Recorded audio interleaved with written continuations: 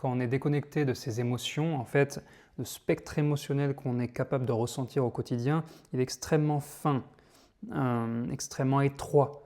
Et donc, la vie est assez plate, en fait, la vie est assez grise, dans le sens où je ne peux pas vraiment ressentir plus qu'une espèce de moyenne assez plate. Et une fois qu'on commence à travailler sur l'ouverture au corps et aux émotions, le spectre s'élargit.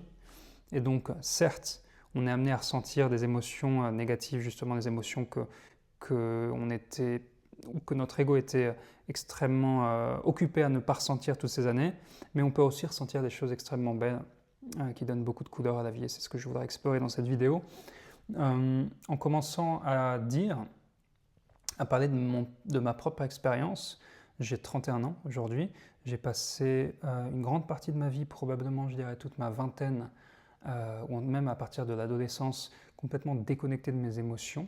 C'est-à-dire que j'avais encore une fois un spectre super limité. J'étais capable de ressentir un petit peu de plaisir et un petit peu de déplaisir. C'était un peu ma vie. C'est facile de vivre comme ça en fait. On peut vivre toute une vie comme ça dans le sens où on n'est pas vraiment touché par le monde, est touché par la vie. Et donc la vie est facile entre guillemets, mais elle est aussi très plate et très grise. D'ailleurs, c'est une identité même que je m'étais créée. Les gens me disaient « mais comment tu fais? Tu es toujours de bonne humeur ou tu n'es jamais de mauvaise humeur ?» Voilà, c'est quelque chose qu'on me disait souvent. « Ruben, le mec le plus tranquille du monde. » C'est facile. Tu dissocies de ton corps, tu réprimes tes émotions, tu mets un masque de mec qui va bien tout le temps, tu remues un petit peu et ça fait un cocktail assez pauvre finalement, et assez gris. J'ai eu beaucoup de chance, je pense, de rencontrer sur mon chemin des très bons coachs, très bons mentors, des très bons thérapeutes, des très bons amis, des très bonnes amantes qui m'ont montré qu'est-ce que c'était d'être un homme connecté à ses émotions, connecté à son corps. Un homme ouvert, sensible et fort à la fois. On n'a pas énormément d'exemples dans le monde actuel, mais j'ai eu beaucoup de chance de rencontrer. Et beaucoup de chance de rencontrer des gens qui m'ont donné une carte, en fait, qui m'ont donné une direction à suivre de Ruben, c'est pas forcément normal ce que tu es en train de vivre, cette espèce de platitude, de gris constant. Est-ce que tu n'es pas en train de fuir, d'éviter quelque chose? Est-ce que tu ne serais pas intéressé à t'ouvrir? Donc c'est à un moment où j'ai commencé mon travail, c'était il y a peut-être 2 ans et demi, 3 ans maintenant. J'ai commencé un travail thérapeutique profond, de coaching aussi profond, et des pratiques régulières d'ouverture émotionnelle. Quand j'ai commencé mon travail, 2 semaines après, c'était après ne plus avoir pleuré pendant 7 ou 8 ans, même pas une larme n'avait coulé de mes yeux, pour que tu vois un peu la gravité de ma fermeture. 2 semaines après avoir commencé ce travail-là, j'avais un excellent coach à l'époque, une excellente pratique quotidienne. Je me suis réveillé en plein milieu de la nuit après avoir fait un rêve très très parlant où je me suis vu en train de jouer du piano dans un concert avec un groupe de jazz brésilien. Et en jouant du piano au micro, j'ai dit qu'est-ce que ça fait du bien d'être de retour.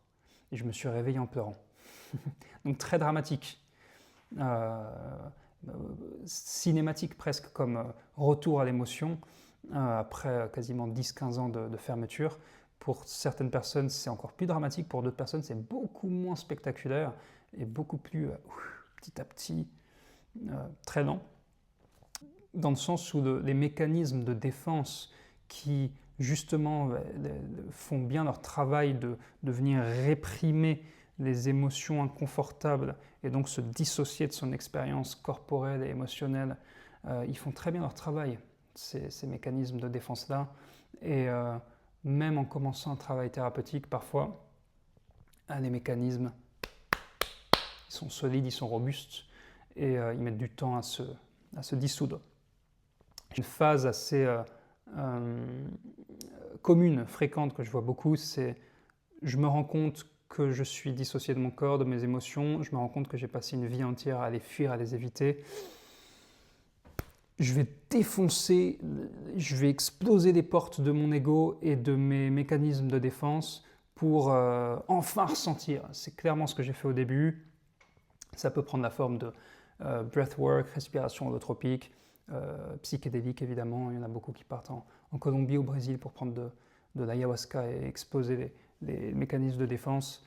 Dans mon cas, ça a pris la forme aussi de voyage extrêmement agressif et radical, où je suis parti à l'autre bout du monde tout seul en moto, sans aucun contact avec le monde extérieur, pour m'ouvrir radicalement, mais donc aussi risquer la mort, ou le danger en tout cas extrêmement fort. Je pense qu'il est beaucoup plus sage, même si c'est normal d'avoir une phase un petit peu intense au début, de faire un travail finalement petit à petit, quotidien, très peu spectaculaire, avec le travail émotionnel ou n'importe quel processus thérapeutique. C'est pas un truc qui se fait du jour au lendemain. On est dans une culture, dans un monde où on nous vend des promesses, des résultats en 30 jours. C'est pas possible. En tout cas, c'est très peu recommandable. C'est contre-productif. Voilà, ouverture radicale agressive versus ouverture petit à petit, dissoudre la carapace petit à petit, quotidiennement, c'est beaucoup plus recommandable. Je dis ça après avoir fait le contraire, évidemment. Qu'est-ce qui se passe maintenant que je suis beaucoup plus connecté à mon corps, à mes émotions? Je dirais que la première chose qui me vient à l'esprit quand je pose cette question, c'est que aujourd'hui, la vie me traverse. Là où à l'époque, j'étais complètement fermé aux choses, et donc je marchais dans le monde et les expériences qui arrivaient à moi étaient en fait, c'est comme si elles ricochaient sur ma carapace. Aujourd'hui, ma carapace est beaucoup moins solide, beaucoup moins robuste, et donc les choses ne ricochent pas, elles m'arrivent et elles me traversent. Et justement ce matin, par exemple, j'étais dans le jardin prendre le soleil un petit peu, et j'ai vu une rose jaune, magnifique, et je l'ai sentie, et j'ai ressenti un plaisir. On dirait un hippie à dire ça, mais c'est la vérité. J'ai senti cette rose, et j'ai ressenti un plaisir qui a traversé tout mon corps. C'était une source de plaisir, de satisfaction que je n'étais pas capable de ressentir à l'époque. Un autre exemple qui me vient à l'esprit, c'est un concert que j'ai fait en décembre à Paris, dans une salle de concert que j'adore, qui s'appelle The New Morning, un concert de soul, une tribute à D'Angelo, je ne sais pas si tu connais, un artiste que j'adore. Je suis allé au concert et j'ai été tellement impacté et frappé par le concert que j'ai senti mon corps se remplir de vitalité et d'énergie érotique pendant le concert.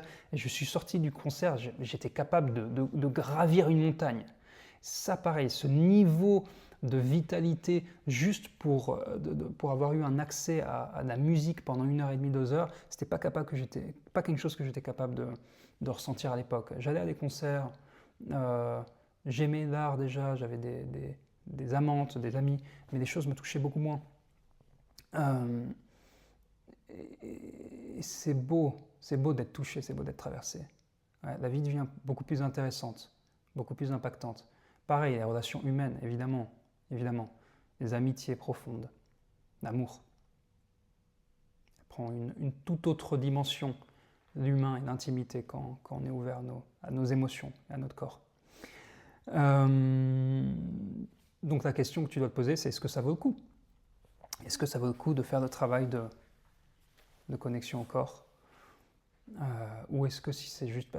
Tu te poses peut-être la question, qu'est-ce que je vais me faire chier à aller fouiller, à aller descendre dans les méandres de mon subconscient pour dissoudre petit à petit mes mécanismes de défense, si c'est juste pour kiffer sentir une rose ou aller à des concerts? Peut-être. Peut-être que ça vaut pas le coup. Moi, en tout cas, dans mon cas, ça l'a valu énormément et ça continue à le valoir. Et je dirais même que l'intelligence émotionnelle, donc, qui est pour moi l'intelligence émotionnelle, ça veut dire être capable de ressentir l'entièreté de ses émotions en temps réel, dans son corps, sans s'effondrer, sans aller chercher quelque chose à l'extérieur, un comportement compulsif, une addiction, sans se fermer. Donc en restant présent, en restant ouvert, et être capable de nommer cette émotion en temps réel. Pour moi, voilà, c'est vraiment les 2 étapes d'une intelligence émotionnelle assez robuste. C'est une compétence primaire et fondamentale de beaucoup de choses. Certains disent que c'est une compétence fondamentale en politique, en éducation, en finance même. En art, évidemment, en entrepreneuriat, évidemment, il n'y a pas de créativité sans émotion. Et ne parlons même pas d'intimité, il n'y a pas d'intimité sans ouverture. Si ce qui t'intéresse, c'est de te développer intérieurement en tant que personne, en tant qu'homme, l'ouverture, l'intelligence émotionnelle est une compétence primaire de base à développer. Et certains disent que si on vivait dans une société saine, une société donc qui fournissait des espaces pour que les gens, hommes, femmes, puissent se développer et puissent s'ouvrir au monde naturellement, c'est une capacité qu'on aurait, l'intelligence émotionnelle, dès 14-15 ans. On n'aurait pas besoin de payer des coachings et des formations pour la développer à 30, 40 ou 50 ans. Voilà, j'espère que ça t'a inspiré. Si tu as des questions, n'hésite pas. On se voit dans la prochaine vidéo.